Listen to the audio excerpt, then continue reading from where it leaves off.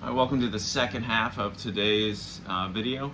We're going to now be doing the Heckscher-Ohlin model in the Krugman text, chapter 5.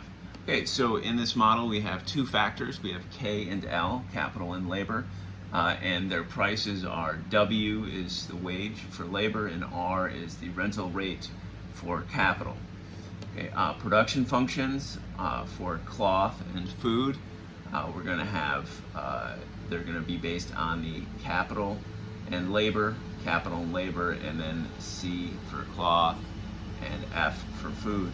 Capital and labor are fixed and divided between the two sectors, and the unit labor requirements are as follows in our model. So we have the unit labor, the capital used to produce 1 yard of cloth, which is 2. The labor used to produce 1 yard of cloth, which is 2. The capital used to produce 1 calorie of food, 3. And labor, which is used to produce 1 calorie of food, which is 1. Okay, so now we're going to have two resource constraints that are going to be built out of this. Our resource constraints are going to be based on capital and labor combined.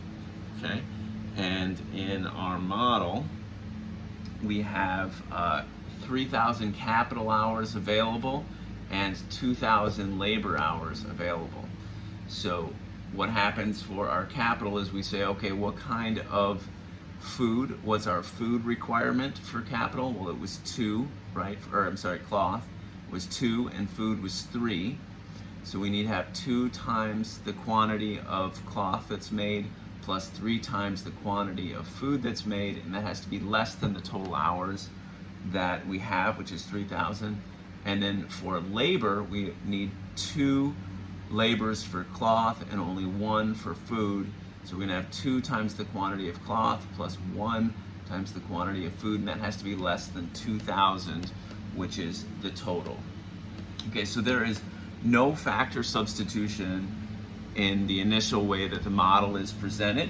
So if you look at figure 1 in your text, which we're going to do in just a second, there's only one point where all factors can be fully employed. At all other points, there will be some factors left unemployed due to a limiting factor. The opportunity cost of cloth in terms of food is therefore not constant. So it's 2/3. It switches from 2/3 to 2 when the economy's production shifts toward cloth. All right, so let's look at that chart.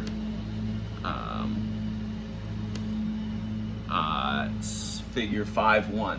All right, so figure 5.1 in your book, we have this is the capital constraint.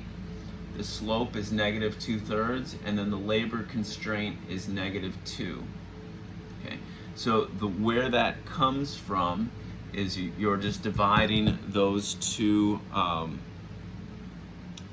You're dividing these two numbers, right? So 2 divided by 3, that gets our capital slope, and 2 divided by 1, that gets our labor slope, right?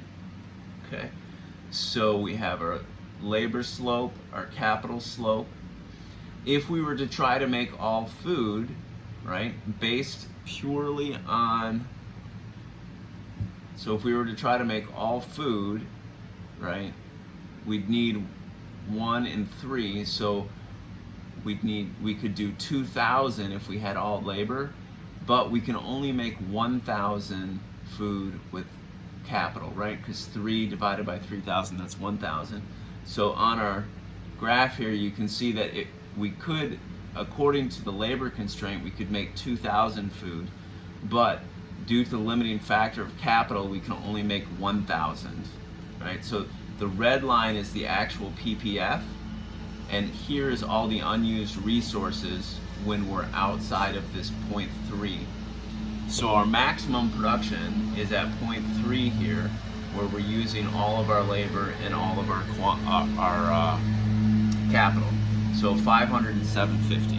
All right, so that is that picture. All right.